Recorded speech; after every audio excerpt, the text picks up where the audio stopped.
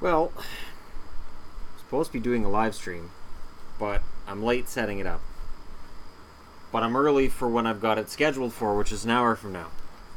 So instead of doing the live stream on my channel at a weird time of day, I'll just go ahead and discuss this.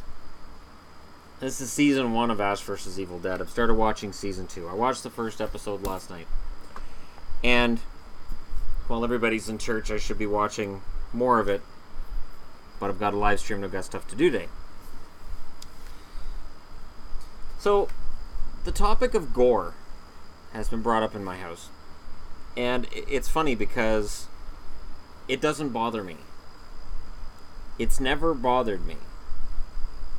To some extent. I mean, there are times where a movie will cross a line and I tune out. I know more recent examples would be the movie Hostel. The second Hostel movie I thought was better than the first, but that's just splitting crap from crap. Hostel 3 I thought was actually a decent movie, but then again it didn't have like buckets and buckets and buckets of gore. And yet, while I say that, I love Planet Terror, which has a lot of gore in it.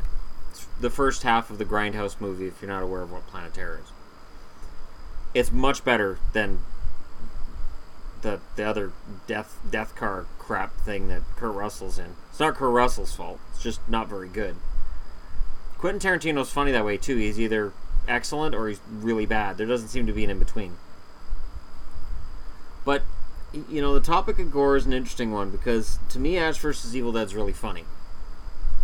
But over the last year, I haven't watched gory shows or movies because, you know, I've been with Yvonne and she doesn't watch that. So the topic comes up. You know, I'll go to watch something, and the first thing I'll say to her is, alright, I'm going to watch this. There's gore in it. And when she says how much, and my answer is buckets. Buckets and buckets. She scrunches up her face and says no. And I understand that. I don't have a problem with people who don't like gore. And I'm not saying that I love watching people get ripped apart. But ever since I was a kid, I remember when I was in grade 3, first time I watched a Friday the 13th movie, and I was scared. I was. It was Friday the 13th Part 4. It's a great way to come in at the final chapter. But they show you all the kills in the first 3 movies at the start of Part 4, so you don't need to watch the first 3 movies. But the gore didn't really bother me. The where is he is what bothered me. Where's Jason? Where's Jason? Jason's coming. Where's Jason?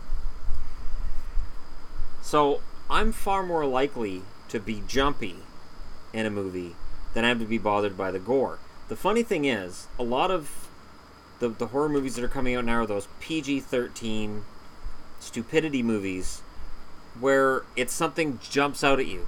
It's nothing. You're scrolling around in darkness and suddenly, whah, something's thrown at the camera. That's not a horror movie to me. So when I hear, and this is mostly a younger generation than mine, that says, oh, it's a great horror movie, lots of jump scares, I go, thanks for the warning, and I don't watch it. Because anytime I've watched a movie that somebody says, oh, it's got lots of jump scares, I'm bored. And then, yeah, something jumps out, I go, holy crap. And then I'm bored again. And then, holy crap. And then I'm bored again. A horror movie shouldn't feel like that.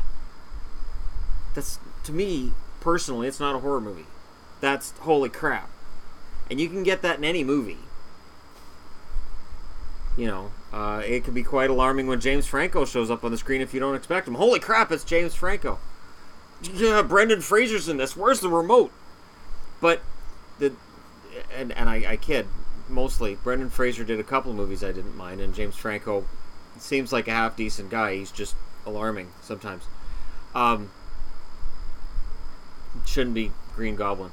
The whole thing is that for me the gore is okay, and to me the horror movie is that journey and knowing at no point in time are people safe.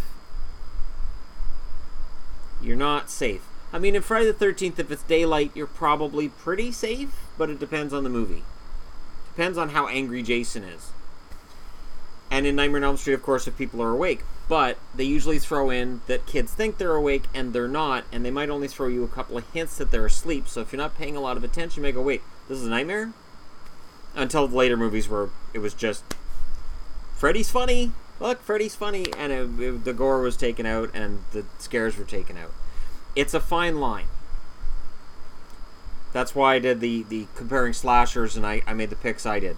For me, and I'll go back to Child's Play, there's too many one-liners, there's too much joking around, there's too much ridiculousness in the movies for me to take them seriously.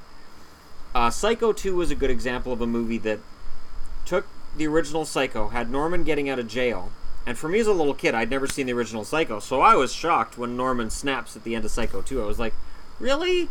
He looked rehabilitated. That poor girl tortured him until he finally snapped. And it was a good movie, and there was gore in it, but there was a good story to it. And that's the other part that these jump scare movies seem to forget, is story. And story's it's a slippery slope with horror. I get it. What's the storyline with Friday the 13th? Any of them. You go to camp, and you die. Maybe you have sex, maybe you smoke pot, and you die. And in the 80s ones, you also snorted cocaine, because in the 80s, cocaine didn't hurt people. And, and other lies that 80s horror movies told us. But at least it told us not to have sex, not to do drugs, and not to drink, because you're going to die. Jason's going to find you, and your head's gone. But it's the weird part to me, too, is that I can watch somebody in a movie being beheaded, like Jason punching a guy's head off at the top of a building, which was ridiculous and stupid. This part 8, the whole thing was ridiculous and stupid. But if it's torture, like if you have a scene where somebody's fingernails getting ripped off, I can't watch it. I'm like, yeah, I'm not watching this. Because, of course, they're going to add all the sounds, and it's going to be, like, slow, and you're going to hear the person screaming, and I'm not watching that. But if you see George McFly get stabbed in the face with a corkscrew in part 4, that's good comedy and good horror. So I don't know, and I'm recording this because I don't know if I'm alone in this.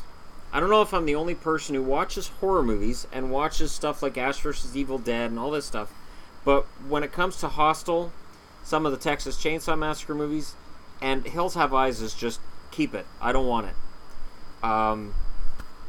Saw got into that later. It became more about the torture and less about what's going on, the bigger picture. There was a bigger picture to the earlier Saw movies.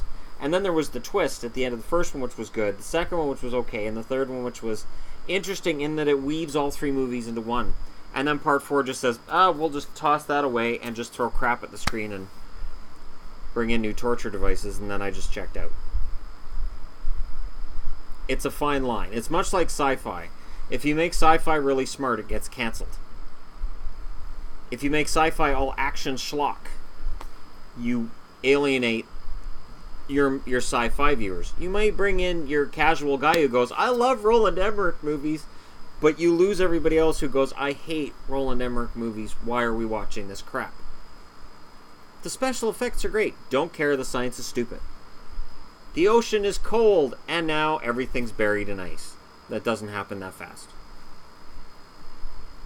So, and gore is much the same. I want a story that at least either embraces how campy it is, like a Friday the 13th does, or takes you on a journey like Evil Dead does. And the original Evil Dead was not designed to be funny. I know those people say, oh, it's really funny.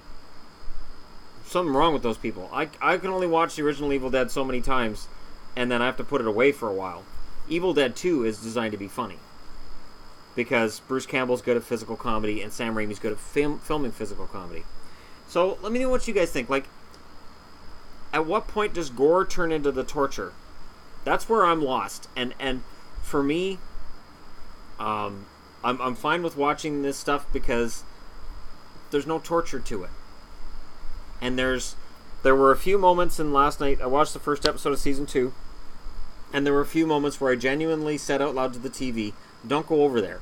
What are you doing? Usually to Pablo. What are you doing? Don't go that way. That's stupid. I do that because I care about the character. I don't do that in Friday the 13th. Friday the 13th, I'm like, well, they're dead. And in the torture movies, I'm more like, why? Why are they showing us this? Why is this on my... Where's the stop button? So I don't know how many other horror fans are in that same mindset. Let me know. Let me know what you guys think in the comment section below. Don't forget to like and subscribe if you're browsing your way through, and thank you so much for watching. I'm going to get set up to talk to some people about hockey. Probably answer some questions. I didn't set it up necessarily as a Q&A. Just said let's talk hockey and we'll see what happens. But yeah. So thanks for watching. I'll talk to you again soon.